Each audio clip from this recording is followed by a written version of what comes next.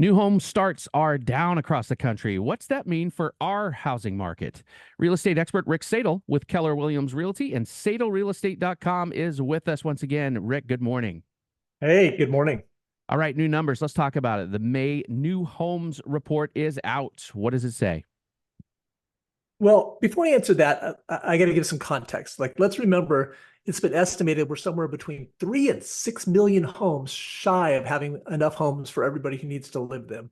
It's still kind of a hangover effect from the last crash. In essence, we had a lost decade of building and we don't have enough houses, right? It's one of the biggest reasons housing prices have stayed as high as they have. We just don't have enough houses. So we all watched the new homes report, us in the industry, with bated breath, right? And basically, this newest one says new home sales are down. In fact, 11% from the prior month, they're down.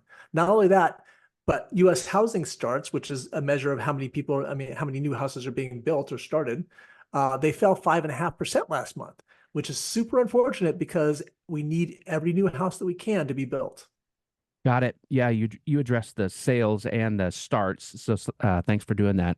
What do you think some of the larger factors are here as to why housing starts are down so sharply? Well, as we talked about in other ways, mortgage rates have a lot to do with it, right? Rates went up quite a bit in May, which slowed down some demand. It also kind of hammered at builder sentiment, right? Builders were got less sure about the market, so they slowed down in what they're building. So new housing starts fell. Not only that, but the higher interest rates made it more expensive to build houses, right? All of that, along with the continuing labor shortage, which makes labor more expensive, is just making it slower and more expensive to build new homes. All that together means we get fewer new homes built.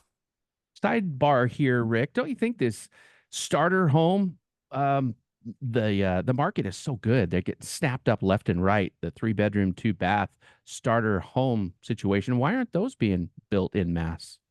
Well, I think that also has a lot to do with interest rates, right? It's so expensive to build homes right now that they're not as able to make as much profit, right? There's a certain level you have to build in order to make profit. And I think the problem is starter homes are just too expensive to keep in that starter home price range right now.